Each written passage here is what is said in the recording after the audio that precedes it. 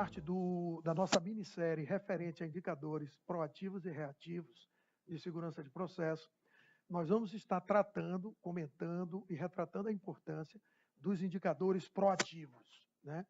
O que são os indicadores proativos? Dentro da pirâmide, né, de reporte de acidentes, incidentes e eventos de segurança de processo, conforme a API 754 e o guideline do CCPS, que é o Center for Chemical Process Safety, a partir dos indicadores, a partir dos níveis 3 e 4, né, ou seja, são desvios que podem estar relacionados com falhas de instalações, como baixa espessura de tubulações, ou atuação de um sistema de proteção ou segurança que deveria ter bloqueado uma unidade, ou deveria ter parado um processo e não parou, etc. Ou, no nível 4, o que chamamos de indicadores na base da pirâmide dos desvios, que são os indicadores ou os desvios relacionados a comportamentos inseguros ou disciplinas operacionais insuficientes. Por exemplo, são medidas, né, que buscam resguardar a confiabilidade e a integridade das barreiras de segurança, né, que protegem, ou seja, previnem a ocorrência de um cenário acidental, ou eles reduzem a consequência, mitigam a consequência. Então, desvios relacionados à gestão e à preservação da integridade e confiabilidade dessas barreiras podem estar relacionados a falhas de disciplina operacional. Bom, dentro desses indicadores proativos, qual a função deles? Um ponto principal que não podemos esquecer é que eles transferem, né, eles transmitem uma conotação, ou eles demonstram o quanto o sistema de gestão de PSM, o quanto o sistema de gestão de segurança de processo está robusto ou não. Ou seja, se ele está forte o suficiente, se os requisitos, as diretrizes do sistema de gestão e a atuação das pessoas, das funções no sistema de gestão está permitindo que as atividades, que os processos, que as tomadas de decisão estejam sendo realizadas de forma adequada ou não. Outro aspecto é que eles são extremamente necessários para demonstrar o comprometimento e o envolvimento da alta administração dentro do processo de implantação e sustentabilidade das métricas de segurança de processo. Por quê? Porque como eles estão mais para a base da pirâmide, eles não estão diretamente envolvidos na ocorrência dos vazamentos ou na ocorrência dos acidentes de processo propriamente ditos, onde as funções que estão mais relacionadas à operação, manutenção, estão diretamente envolvidos com cenários, ou seja, como os indicadores proativos estão mais na gestão, eles vão demonstrar de uma forma mais clara o nível de comprometimento e de envolvimento também das lideranças, da alta liderança, das lideranças intermediárias e das lideranças operacionais e operadores, mantenedores, etc. Bom, o sucesso, né, o sucesso a longo prazo, ou seja, o processo de evolução sistêmico do PSM, ele será demonstrado e vai poder ser acompanhado através dos indicadores proativos. Porque os indicadores proativos é que vão estar demonstrando a etapa e o processo de evolução da cultura de segurança de processo, vão estar demonstrando o nível de envolvimento, dedicação e atenção que cada função, esteja ela na área de logística, na área de engenharia, na área de operação, na área de manutenção, que atenção essas diferentes funções está dando para o assunto gerenciamento de risco dentro das suas áreas de negócio. Bom, aqui eu gostaria de mostrar a vocês um exemplo de um benchmark que foi feito, né, nos Estados Unidos, num dos eventos que nós participamos nos últimos 3 anos, onde buscou-se, dentre as empresas que estavam presentes, que eram mais de 70 empresas, que indicadores proativos normalmente eram utilizados por essas empresas para monitorar essa performance do sistema de gestão de segurança de processo. Não esquecendo que o foco principal do indicador proativo é o quê? É monitorar antes da ocorrência do acidente. E o que é o acidente? é a perda de contenção de um produto perigoso ou energia.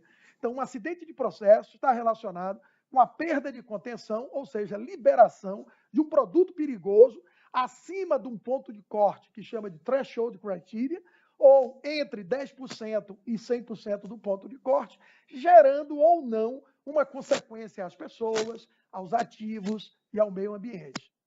Bom, dentre os sistemas, nós poderíamos destacar, por exemplo, um acompanhamento do backlog, né? Ou seja, da implantação das recomendações das auditorias de segurança de processo, sejam elas auditorias do sistema de gestão ou próprias auditorias das inspeções da seguradora. Outro, por exemplo, número de itens ou número de recomendações das análises de risco, PHA são Process Hazard Analysis, vencidas. Quando nós estamos vendo o azulzinho e o vermelhinho, estamos vendo o seguinte, que os indicadores azulzinhos, eles estão relacionados com Tier 4. Os indicadores vermelhinhos são Tier 3, ou seja, nível 3 e nível 4 dentro da pirâmide de segurança de processo. E o número aqui dentro, 34, 33, é que dentre as empresas que estavam representadas na pesquisa, 34 empresas acompanham esse indicador número 23. Esse indicador 21 é extremamente estratégico, porque ele busca monitorar o número de inspeções de equipamentos e sistemas e instrumentos críticos, né, que estão com o período de calibração, inspeção, etc., concluídos a tempo. Ou seja, se o plano de inspeção, plano de calibração, plano de manutenção desses sistemas críticos, como é que está isso? Está sendo cumprido? Não está sendo cumprido? Qual o nível de atenção e de cumprimento em relação ao que se classifica o que é um instrumento e o que é um sistema crítico à luz de segurança de processo? Isso está intimamente relacionado com dois elementos. O elemento de análise de risco, que identifica quais são esses equipamentos, quais são os cenários e quais são os sistemas críticos e ou catastróficos, e o elemento de integridade e confiabilidade, em inglês, Mechanical Integrity. Bom, tem outros, e aqui tem uma série de outros que nós vamos estar disponibilizando para vocês como um todo, né, essa apresentação, mas tem, por exemplo, um exemplo interessante é a atuação dos sistemas de segurança. Ou seja, a atuação de um sistema instrumentado, de um sistema de interlock, a atuação de uma válvula de segurança, ou seja, nós monitorarmos a frequência que sistemas de segurança estão atuando, é um indicador importante. Por quê? Porque como eles são um sistema de segurança, não é para eles estarem atuando toda hora, a todo momento. Isso pode estar demonstrando uma fragilidade do processo, mostrando que muitas variáveis elas podem estar indo acima do limite operacional do que seria um limite seguro de operação daquela variável, seja pressão, nível, vazão, temperatura, etc., fazendo com que haja necessidade de atuação do sistema de segurança. Bom, existem outros aqui ainda, né? Então, o número isso é interessante, treinamento de risco de fadiga. Então, nós temos visto muito em países onde o PSM, onde o gerenciamento de risco está no nível de avanço muito grande, que o estresse no trabalho, quando chama-se estresse, está relacionado a não apenas o tempo de horas que o trabalhador está envolvido na atividade laboral, mas tempo, carga, dificuldade, que está relacionada à complexidade das atividades e ou recursos. Então, existem técnicas, existem protocolos, existem indicadores que buscam se identificar se nós temos, durante as atividades de operação e ou manutenção, pessoas que podem estar mais ou menos induzidas a erros humanos em função do estresse, que pode ser o estresse físico e ou o estresse psicológico, mental. Bom, que percentual de hora extras, que também está relacionado a isso, né? Um outro indicador importante, que está relacionado, também um indicador proativo, está relacionado a um elemento bastante importante do sistema de gerenciamento de segurança de processo, é o percentual de mudanças de MOCs auditadas que seguiram de forma adequada o procedimento de gerenciamento de mudança antes da mudança ser implementada. Ou seja, vamos analisar quantos MOCs, quantas mudanças foram realizadas no período 3 meses. Ah, foram 10 mudanças. Ok. Vamos definir uma amostra de quantas mudanças serão auditadas, por exemplo, 30%. Então, vamos verificar e é recomendável entre 20% a 30%, né? Caso o número de mudanças não seja muito grande. Se forem muito grandes, pode-se reduzir o percentual da amostra. Mas aí, nós auditamos esses MOCs e verificamos se todos os requisitos associados ao processo de mudança, seja de pessoas, seja de instalações, seja de tecnologia, ou seja, uma mudança organizacional, se foram seguidos. Esse é um outro exemplo de indicador proativo. Bom, esse slide ele é bastante interessante e importante.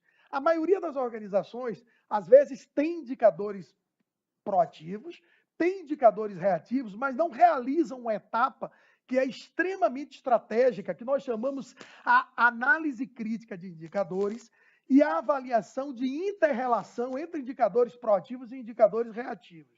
Por exemplo, digamos que eu tenho, né, um determinado resultado onde eu tenho os indicadores reativos extremamente legais, né? Nossa figurinha sorrindo. Ou seja, desvios ou acidentes nível 1, né, e nível 2 baixíssimos. Não ocorre reporte, não ocorre registro de vazamentos de produto e ou acidente de processo. Em compensação, os indicadores proativos, ou seja, implantação de recomendações de análise de risco, implantação de recomendações de auditoria, realização das manutenções e inspeções nas linhas, nos equipamentos críticos, etc., que são indicadores proativos, estão ruins. Nós temos alto backlog, treinamento das pessoas de manutenção e operação, segurança, processo. Ou seja, os indicadores proativos estão ruins. E os indicadores reativos, que deveriam estar retratando esse aspecto de não atuação adequada, não gestão adequada que os proativos retratam, os reativos não estão trazendo esse resultado. O que pode estar acontecendo? Duas coisas. Ou as informações dos indicadores reativos não estão vindo, elas não estão sendo retratadas, não estão sendo reportadas, ou os indicadores proativos definidos, eles não são eficazes para trazer essa eventual vulnerabilidade que existe no processo de gestão, ou não estão sendo medidos, monitorados da forma adequada. O fato é o seguinte, não tem como eu ter indicadores reativos, né, que são indicadores de acidente, que é o nível 1 e nível 2, que é o topo da pirâmide, fantásticos, ou seja, sem eventos, sem acidentes, e os indicadores proativos, péssimos resultados. Tem uma inconsistência grave que precisa ser avaliada. E o contrário é a mesma coisa. Eu não posso ter indicadores proativos maravilhosos, todos os instrumentos calibrados, os treinamentos todos realizados, implantação de recomendações, tudo ok, os processos de gerenciamento de mudança excelentes, realizados com disciplina operacional, seguindo o procedimento, etc., etc., né? As inspeções de campo, os programas de avaliação comportamental, à luz de desvios de segurança de processo, estão dando resultados muito bons e os indicadores reativos ruins. Estão acontecendo grandes acidentes, estão acontecendo incêndios, estão acontecendo furo em instalações, está acontecendo rompimento de linha. O que pode estar acontecendo? O que pode estar acontecendo são também dois aspectos. Ou os indicadores proativos, eles não estão sendo medidos, monitorados e reportados da forma adequada, ou seja, nós estamos tendo números que não retratam a realidade de como que está aquela gestão e como estão aqueles indicadores proativos, ou eles estão mal definidos. Eles estão mal definidos, a base de dados não está legal, não está sendo bem obtida, não está sendo medido de forma adequada, etc. O fato é o seguinte, nós não teremos indicadores proativos bons se eu não tiver a ação proativa, ou seja, eu não terei indicadores reativos bons se eu não tiver a ação de esforço, a ação de gestão, a ação proativa e os indicadores referentes a essa ação, também retratando de forma positiva a ação da organização, em diferentes funções, desde a alta liderança lideranças intermediárias e as áreas operacionais, manutenção, etc. Para finalizar, é importante nós destacarmos que muitas organizações, elas lamentavelmente dependem da ocorrência de graves acidentes para se sensibilizarem da importância de definir indicadores, da importância de conhecer suas barreiras de segurança preventivas e reativas e da importância de, através do conhecimento dessas barreiras de segurança, definir indicadores proativos que vão estar sinalizando como está a gestão e a performance, a integridade e confiabilidade dessas barreiras de segurança. Às vezes, uma empresa precisa que ocorra um grave acidente, às vezes com fatalidades, às vezes atingindo comunidade, às vezes com perda de grandes ativos, para ter essa sensibilização. A consequência dessa abordagem é exatamente o que falamos, que às vezes as mudanças sistêmicas ou busca de mudança de cultura, etc., ela vai ocorrer depois de um evento como esse. Bom, essa frase é extremamente importante, eu queria destacá-la, né? Alterar a ênfase. O que é alterar a ênfase para indicadores proativos, né? Alterar a ênfase significa, por exemplo, passar a definir metas, definir indicadores, definir estratégia de monitoramento nos diferentes comitês da organização, comitê estratégico, comitê tático, comitê operacional, ou seja, mudar essa ênfase não apenas para indicador reativo.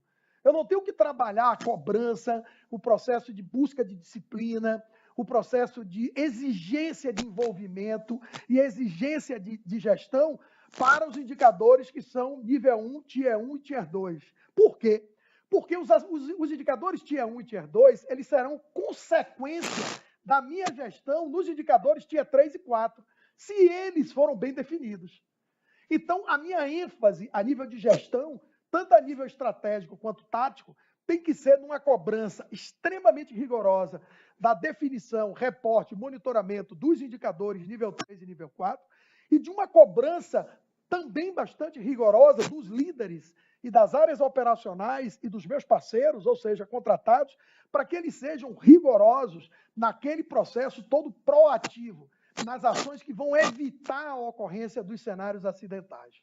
Bom, com isso, eu gostaria de encerrar esse terceiro vídeo, né? Esse terceiro módulo da nossa minissérie sobre Process Safety Metrics, né? Ou indicadores de segurança de processo. É uma oportunidade que, mais uma vez, eu gostaria de agradecer aos nossos interlocutores, às pessoas que estão assistindo, nos colocar à disposição. É apenas uma apresentação mais ampla, geral e gerencial da importância de se tratar isso. É extremamente importante as organizações entenderem que deve definir de uma forma sistêmica, através de padrões, através de metodologia, através de treinamento nas pessoas, através de uma definição de metas adequado, todo esse processo em relação aos indicadores de PSM, indicadores de segurança de processo. Recomendo seguir a API 754 e o guideline do CCPS, porque vai permitir à organização promover todo um processo de avaliação de benchmark, tanto a nível nacional, a nível Brasil, como a nível internacional.